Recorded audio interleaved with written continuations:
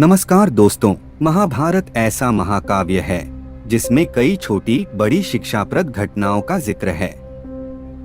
द्रौपदी चीरहरण भी महाभारत की ऐसी ही घटना है। द्रौपदी पांचाल देश की राजकुमारी थी और उसका विवाह अर्जुन से हुआ था।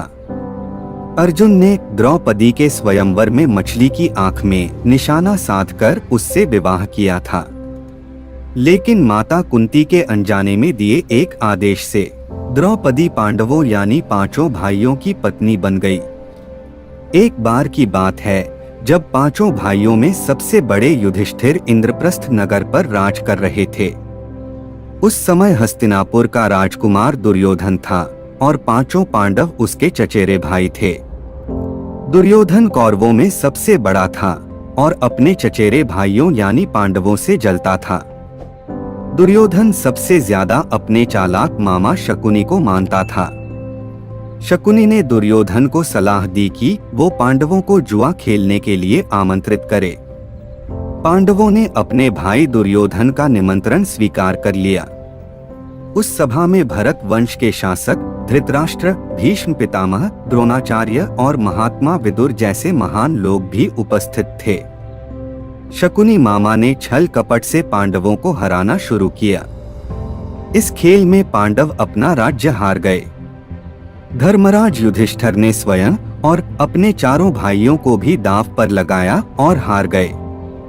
अंत में जब दांव पर लगाने के लिए उनके पास कुछ नहीं बचा तो उन्होंने अपनी पत्नी द्रौपदी को दांव पर लगा दिया। दुर्योधन तो जैसे इसी पल का इंतजार कर रहा था।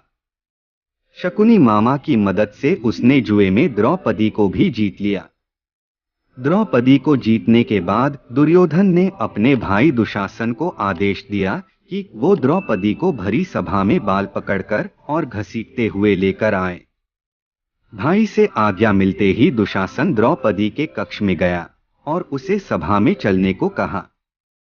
रानी द्रौपदी बहुत ही स्वाभिमानी और पतिव्रता स्त्री थीं, इसलिए उन्होंने दुशासन के साथ चलने से मना कर दिया।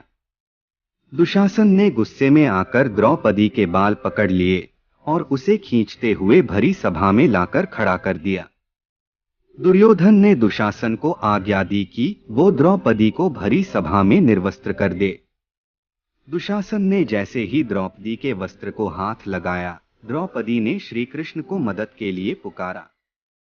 श्री कृष्ण अपने भक्तों को कभी नाराज नहीं करते। कृष्ण ने जब द्रौपदी की करुण पुकार सुनी तो उन्होंने द्रौपदी की साड़ी को बढ़ाना शुरू कर दिया। दुशासन द्रौपदी का चीर खींचता रहा, लेकिन वो जितना खींचता वस्त्र उतना बढ़ता जाता। अंत में दुशासन थक कर हार गया, किंतु द्रौपदी का वस्त्र हरण नहीं कर सका। ऐसा कहा जाता है महाभारत युद्ध के पीछे सबसे बड़ा कारण द्रौपदी चीरहरण ही था। अगर आपको यह कहानी अच्छी लगी तो ऐसे ही नई नई कहानियों के लिए हमारे चैनल को सब्सक्राइब जरूर करें।